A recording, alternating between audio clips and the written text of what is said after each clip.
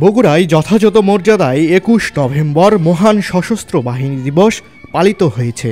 ১৯৭১ সালের এই দিনে হানাদার বাহিনীর বিরুদ্ধে স্বাধীনতা যুদ্ধের গতিকে ত্বরান্বিত করতে সম্মিলিত আক্রমণ সূচিত হয়। ফলশ্রুতিতে ১৯৭১ সালের ১৬ ডিসেম্বর অর্জিত হয় স্বাধীন ও সার্বভৌম দেশ বাংলাদেশ। প্রতি বছরের ন্যায় এবছরও বগুড়া সেনানিবাসে যথাযথ মর্যাদার সাথে একটি মনোমুগ্ধকর সংবর্ধনা অনুষ্ঠানের মধ্য দিয়ে পালিত হয় মহান সশস্ত্র বাহিনী দিবস।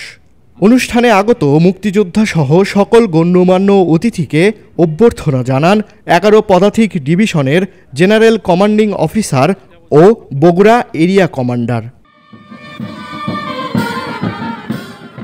প্রধান অতিথি বলেন, পেশাগত দায়িত্ব পালনের পাশাপাশি সশস্ত্র বাহিনী দেশের প্রতিটি ক্লান্তি লগ্নে মানুষের পাশে দাঁড়িয়েছে। একই সাথে তিনি জাতীয় পর্যায়ে যে কোনো দুর্যোগ মোকাবিলা, পার্বত্য অঞ্চলে সন্ত্রাস দমন, বেসামরিক প্রশাসনকে সহযোগিতা এবং বিভিন্ন দেশ গঠনমূলক কর্মকাণ্ডে সশস্ত্র বাহিনীর অবদান তুলে ধরেন।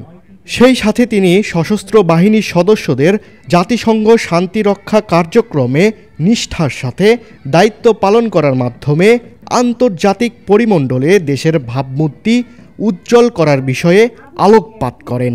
অনুষ্ঠানে অন্যদের মধ্যে বীর মুক্তিযোদ্ধাগণ, শহীদ পরিবারের সদস্যবৃন্দ, সামরিক ও বেসামরিক কর্মকর্তাবৃন্দ, সশস্ত্র বাহিনীর প্রাক্তন সদস্যগণ, স্থানীয় গণ্যমান্য ব্যক্তিবর্গ এবং গণমাধ্যম ব্যক্তিবর্গ উপস্থিত ছিলেন।